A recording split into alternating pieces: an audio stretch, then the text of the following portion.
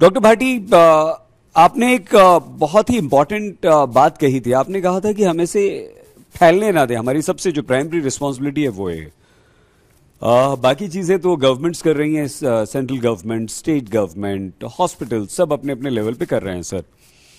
वो कैसे हो पाएगा डॉक्टर भाटी?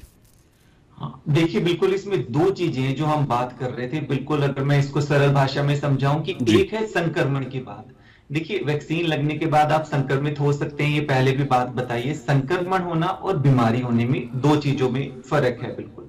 ठीक है, बीमारी की रोकथाम के लिए जिस तरह से हम वैक्सीन और बीमारी की गंभीरता की रोकथाम के लिए जो वैक्सीनेशन पे कार्यक्रम चल रहा है वो तो है ही, पर जो संक्रमण को रोकना इसमें लोगों का बहुत बड़ा रोल है। जैसे अभी आपने मास्किंग की बात भी की है। इसके अलावा जो हम बार बार अभी बात कर रहे हैं स्पेसिफिकली सर्दियों के अंदर और भी जो ये सब चीजें आने वाली है, जो क्रिसमस और न्यू ईयर आने वाला है, इसमें हम ये कह रहे हैं कि आपको कुछ चीजों का विशेष ध्यान रखना है। कोई भी ऐसा ना हो, जैसा आपने पहले भी शब्द सुना होगा, super spreading event.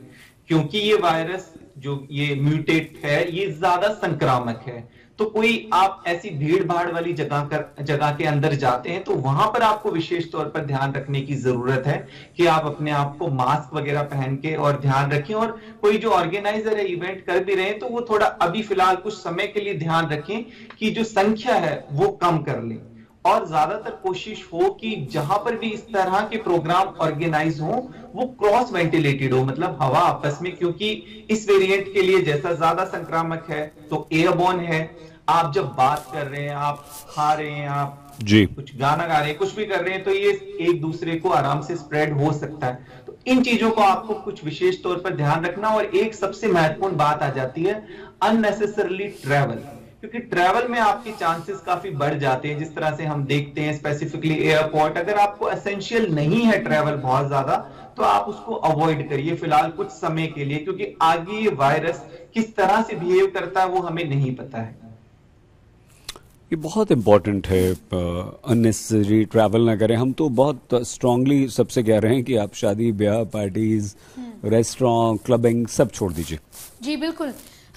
Doctor Lariya, पूछना चाहूंगी कि ऐसे कई सारे लोग हैं सईद, और बहुत लोग ऐसे फ्रस्ट्रेट हो जाते हैं और पूछते हैं कि अगर हमने वैक्सीन भी ले ली और अगर सीवियर डिजीज नहीं होगा, ये सबको ही होना है, तो फिर नॉर्मल लाइफ में भी रोक टोक क्यों, इतना ज्यादा रोक टोक क्यों? डॉक्टर लहरी, ऐसे लोगों को आप क्या बोलना चाहेंगे कि कितने एक्सटेंड तक वो कर सकते हैं चीजें? वायरस के साथ हमें रहना पड़ेगा, वायरस का म्यूटेट होना जाहिर है ये हमेशा ही होगा। आज ओमिक्रॉन है, अगले 6 महीने बाद कुछ और हो सकता है, तो आप ऐसे लोगों को क्या कहना चाहेंगे? और डॉक्टर लहरिया, हम स्नेह का बहुत ही इंपॉर्टेंट ये क्वेश्चन है, तो अगर आप इजाजत दें तो इसमें ऐड ऑन कर देते हैं। क्या आप हमें डॉक्टर लहरिया, डॉक्टर भाटी, आप दोनों ये प्लीज समझाएंगे, बताएंगे कि इस ओमिक्रॉन के बारे में हम कितना जानते हैं और हम अज्यूम कर रहे हैं। सारे हमारे साथी लोग घर परिवार में फ्रेंड्स ये कह रहे हैं स्नेहा कि नहीं नहीं ये बिल्कुल भी आप घबराइए नहीं, ये डेंजरस नहीं है, ये स्प्रेड ज्यादा कर रहा है, ये फैटल नहीं होगा, आपको एडमिट नहीं होना पड़ेगा, आपकी तबीयत खराब नहीं होगी, सर्दी जुकाम होगा और ठीक हो जाएगा। Please doctor Lahariya, doctor Bhati, आप दोनों प्लीज इस बारे में बताइएगा।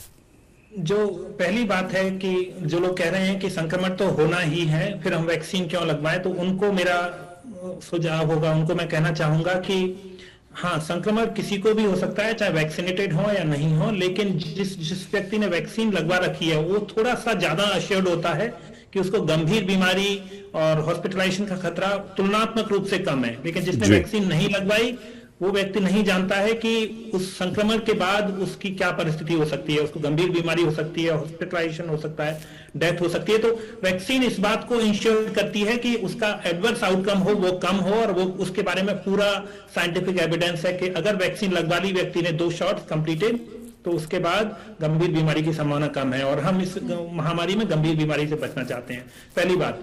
दूसरी बात, काफी लोग चिंतित हो जाते हैं, कहते हैं 6 महीने बाद हमारा एंटीबॉडी लेवल कम हो गया, चला गया, हमने मेजर करवा के देखा। तो उनको मैं कहना चाहूंगा कि आपको इतना अधिक चिंता करने की जरूरत नहीं है कि एंटीबॉडी लेवल कम हो गया, क्योंकि जिसने वैक्सीन लगवाई और एक बार एंटीबॉडी लेवल ऊपर गया उसका मतलब हुआ कि उसका इम्यून सिस्टम काम किया, फिर उसके बाद उसको फ्यूचर में भी एक्सपोजर होगा तो वो इम्यून सिस्टम जो वैक्सीन लगवाने के समय काम किया वो इमीडिएटली एक्टिवेट हो जाएगा। तो एंटीबॉडी लेवल गिरने के बाद भी व्यक्ति प्रोटेक्टेड होता है और साथ में टी सेल्स और अन्य सेल से प्रोटेक्टेड होता है, तो वैक्सीन की बहुत बड़ी भूमिका है।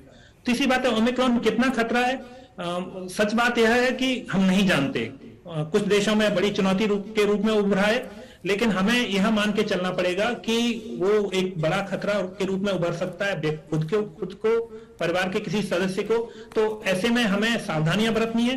हाँ, सामाजिक और आर्थिक गतिविधियां उनको करते रहना है, उनको नहीं रोकना है, और हमें इतनी चिंता करने की जरूरत नहीं है कि लॉकडाउन लग सकता है, वो सब लग सकता है। अगर हम कोविड अप्रोप्रिएट बिहेवियर का पालन करते रहें, फिर उसके बाद ओमिक्रॉन के केसेस बढ़ने भी लगे तो भी हमारे पास एक वैक्सीन का एक गार्ड है, बाकी प्रोटेक्टिव गार्ड्स हैं, और हमें आश्वस्त हो सकते हैं कि सरकारों ने अपनी तैयारी कर रखी होगी, तो चिंता नहीं करना है। लेकिन हम अगर समाज का हर व्यक्ति अपनी अपनी भूमिका निभाना शुरू कर दे, तो ओमिक्रॉन में भले ही साइंटिफिक रिसर्च के बाद कुछ भी निकले, हम उसका इम्पैक्ट कम कर सकते हैं।